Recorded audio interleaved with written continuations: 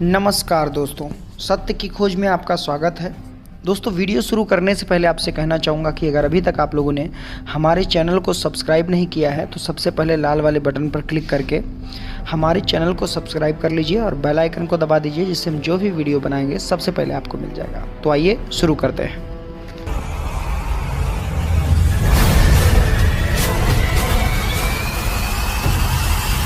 और ये शूद्रों के लिए इसी 8वें चैप्टर के इसके पहले के कुछ श्लोकों को देखें तो साफ पता चलता है कि शूद्रों के साथ भयंकर रूप से भेदभाव किया गया है पनिशमेंट में। जैसे 267 श्लोक को देखें, ब्राह्मण को चोर, चंडाल इत्यादि कटु वचन कहने वाले क्षत्रिय को 100 पण, वैश्य को 150 पण या 200 पण दंड करे, शूद्र को प्राण दंड करना चाहिए। यानी कि ब्राह्मण, क्षत्रिय और वैश्य से अगर गाली सुनता है तो पैसे लेकर छोड़ सकता है, लेकिन शूद्र से अगर गाली सुनता है तो सीधे प्राण दंड देने की बात कर रहा है। 268 श्लोक, इसी का अगला श्लोक देखें, यदि शूद्र द्रोह से ब्राह्मण आदि द्विजातियों का नाम और जाति ग्रहण पूर्वक बुरी बात कहे तो जलती हुई 10 अंगुल की लोह सलाका उसके मुंह में डाल देनी चाहिए। ये है मनुआ। इसी का अगला श्लोक देखें, यदि शूद्र अहंकारवश किसी ब्राह्मण को धर्म का उपदेश करे तो राजा उसके मुंह और कान में खौलता हुआ तेल डलवा दे। इससे आप समझ सकते हैं कि शूद्रों के साथ जो उत्पीड़न होता रहा है, जीभ काट देना, कान में पिघलाकर तेल डाल देना या मुंह में लोह सलाका डाल देना, ये कहाँ से आया है? ये सारे के सारे मनुस्मृति से आया है। जबकि इस तरह के शब्द किसी क्षत्रिय, वैश्य या ब्राह्मण के लिए नहीं है, सिर्फ और सिर्फ शूद्र के लिए। तो ये है धर्म के धंधेबाजों का संविधान पिछड़े वर्ग के लिए। आप समझ सकते हैं कि पिछड़ा वर्ग आज तक इतना पिछड़ा क्यों रहा। तो इस तरह से हम लोग देखते हैं कि मनुस्मृति में शूद्र वर्ण गुण न होकर जाति की बात करता है तथा यह पिछड़े वर्ग के लिए इस्तेमाल किया गया है, जबकि अत्यंज शब्द अछूत या दलितों के लिए इस्तेमाल किया गया है। और निष्कर्ष के रूप में मनुस्मृति एक षड्यंत्र थी भारत में एक बहुत बड़ी जनसंख्या को